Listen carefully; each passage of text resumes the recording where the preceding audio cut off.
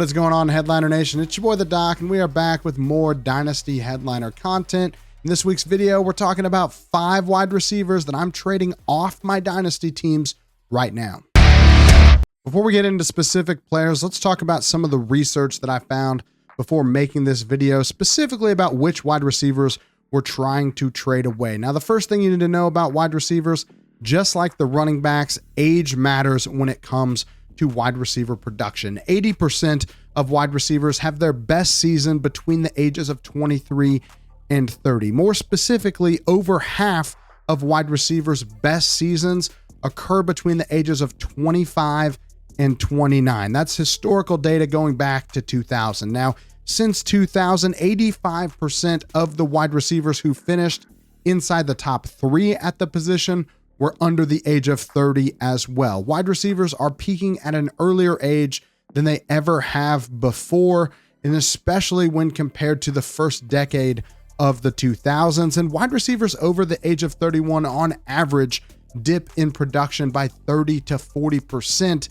compared to where they were in their prime. So once they hit that age 31, they're going to start declining a little bit. Now, the other thing that you need to know about when it comes to wide receivers is that prior production also matters. Wide receivers who have finished as a top 12 wide receiver at least 3 times in the past have a slower decline than other wide receivers, with over half of them producing top 24 seasons into their early 30s. But only a quarter of them produce as wide receiver 2s after the age of 33.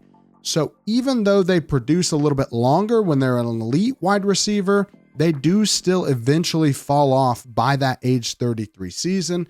The other thing we need to know about wide receivers specifically is that typically they don't rebound if they fall outside of the top 36 after the age of 30. So any wide receiver who falls outside of that top 36 wide receiver range almost never is able to rebound back to what they were prior. Now, what does that mean for trading in Dynasty? What it means is we're looking for wide receivers near or above the age of 30 who have experienced a decline in production recently that still carry some fantasy value. We're looking for those guys that we can still trade off of our teams, get a little value for, and hopefully we've gotten the most that we will get out of them in Dynasty. And here's 5 guys that I think fit those criteria.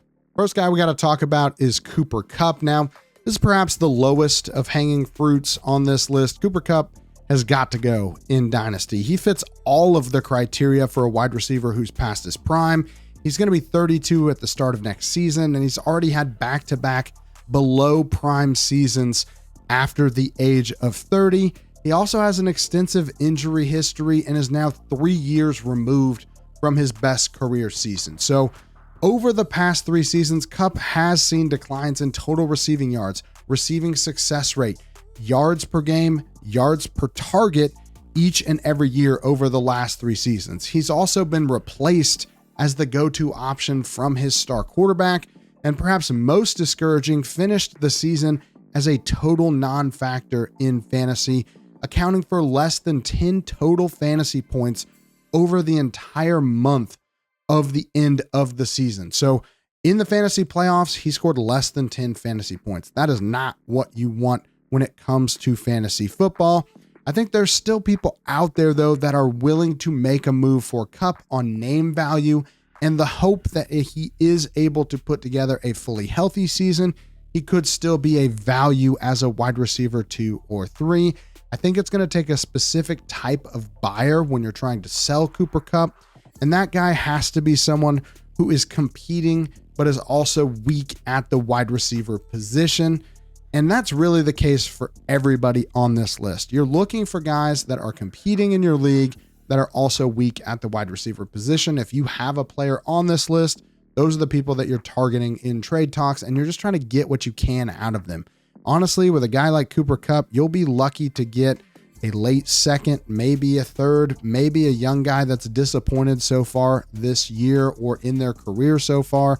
You're not looking for a lot when it comes to trading a guy like Cooper Kupp. Your goal is to just get something so he doesn't retire on your dynasty team. The next guy on the list is going to be Calvin Ridley. And some of you, like myself, before making this video, may be a little surprised to learn that Calvin Ridley is already over the age of 30. I know it doesn't seem like he's been in the league that long. I certainly was surprised to learn that, but it's hard to forget the time that he got suspended for an entire season due to gambling on NFL games. Now, he's been able to bounce back from that suspended season with back-to-back 1,000-yard receiving seasons, and actually has more targets over the last 2 years than guys like Justin Jefferson, Mike Evans, and A.J. Brown. So why are we trying to trade Calvin Ridley? Well, simply the data just says that it's the right time to do it. He's had only one elite season under his belt at this point in his career, so it's hard to argue that he's going to age as gracefully into his 30s as some of the other receivers on this list might. The other problem is that there's a lot of questions regarding what the Titans are going to do with the first overall pick. Sure, they could move off of Will Levis. I think part of the reason Calvin Ridley isn't as successful at completing those targets is because he has a guy like Will Levis throwing him the ball. But what if they don't? What if the Titans instead opt to trade down and pick up a wide receiver that's already being mocked inside the top 8?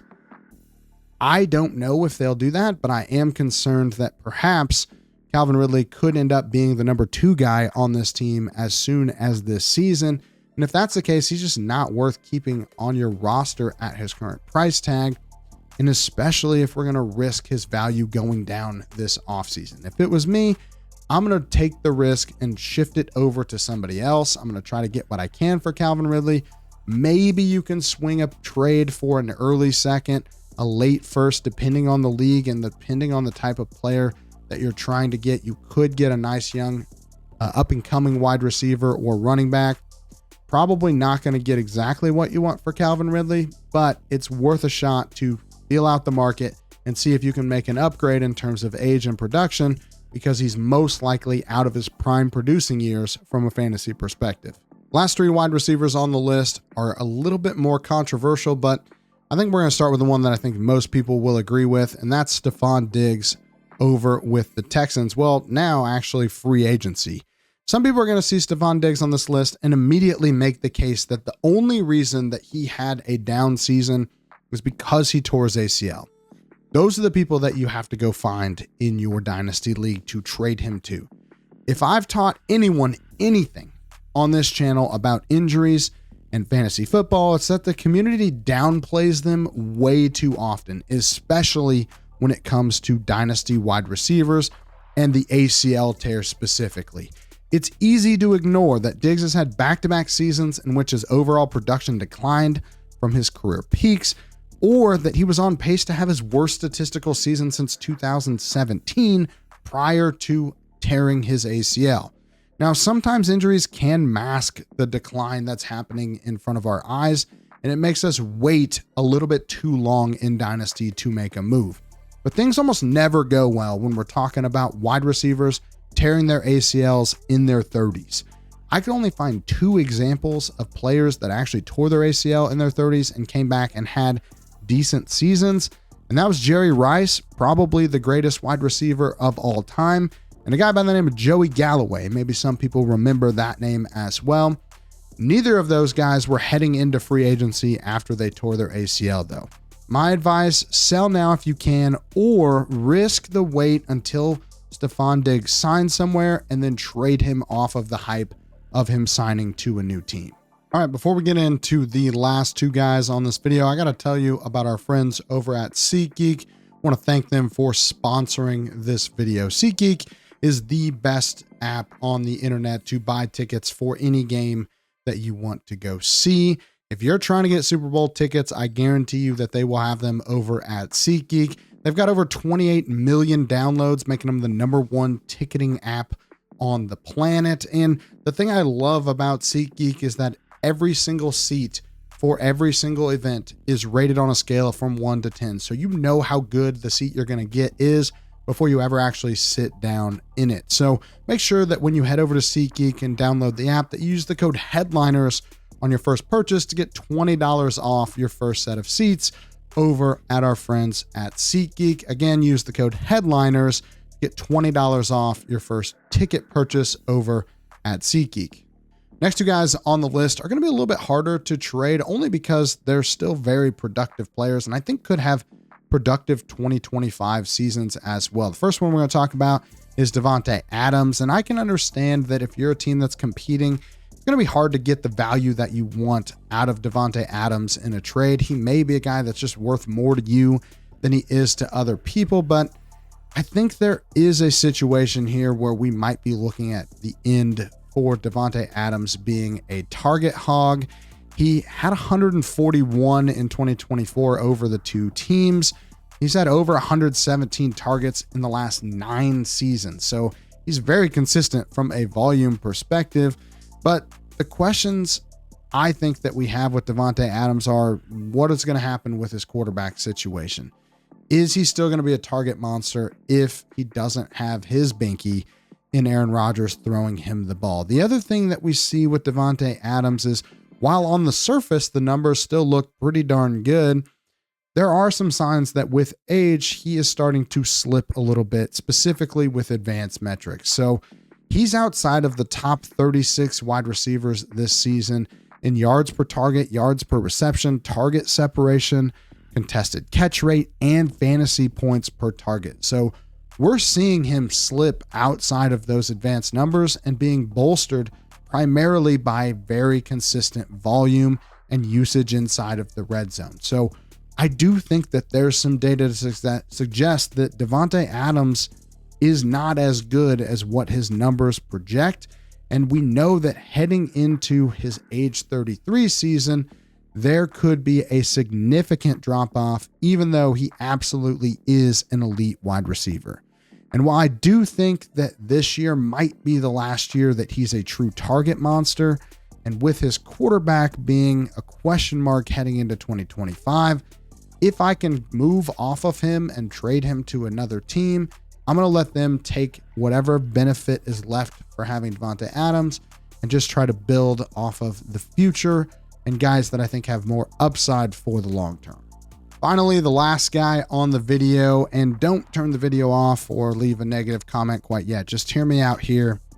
I think it might be time that we have a conversation about trading Tyreek Hill in Dynasty. Now, I understand that there's still a lot of potential for Tyreek Hill to produce over the next few seasons. He absolutely fits the criteria as an elite wide receiver that should be productive into his early 30s. Now, he's never had a season in his entire career outside of the top 25 at the wide receiver position. That is a crazy statistic. Now, he also is turning 31 prior to the start of next year, and by his standards, had a down year in 2024. I think most people would agree that injuries to both himself and Tua may be the cause of why he had such a down year, but what if that isn't the case? What if he was just destined to have a worse season because he's getting up there in age? What if this is just the start of a decline for Tyreek Hill the rest of his career? Now, I started this video with Cooper Kupp and how, looking back, I wish I would have told you guys to trade him 2 or 3 years ago. What if that's where we're at right now with Tyreek Hill? What if it's not just a one blip, bad season, injuries kind of derailing the year? What if this is the start of him going downhill for the rest of his career? What if 2 or 3 years from now, we're looking back and going, man, 2025, that was the year that you would have got the most for Tyreek Hill before the wheels started falling off. Now, I'm not saying it's going to happen. I think there's still a chance that he could have a couple more good years. I'm just saying, what if we look back and that's the case? I'm not going to force you to trade Tyreek Hill, but I do think he's a guy that you need to be putting on the trade block, seeing what type of offers you get. If somebody wants to pay an arm and a leg for Tyreek Hill, hoping for a bounce back season, I'm not opposed to trading him in right now, getting plenty of good assets to build with in the future, especially if I don't think that I'm competing this season in Dynasty. All right, guys, that's it for this week's video. Hopefully you enjoyed it. If you did, like the video, subscribe to the channel. It helps us out a ton. Let me know in the comments down below who are some guys you're looking to trade away in Dynasty right now. Hopefully we have some great conversations there. If you haven't, check out our new episodes of Pick 6. Kyle and Jake getting on every week, talking about a lot of great topics. It's a great show to watch. It's fun. It's kind of a podcasty feel. So if you like podcasts in the off season, that's one you definitely need to be paying attention to. And of course, check out our friends over at SeatGeek. Use the code Headliners. Get $20 off that first purchase. Really appreciate them sponsoring the video. But that's all I got for you guys this week. Hopefully you enjoyed it, and we'll see you next time. Analytics off the chain, all the channels not the same. Jake and Kyle, you know the name. Headliner Nation, we running the game.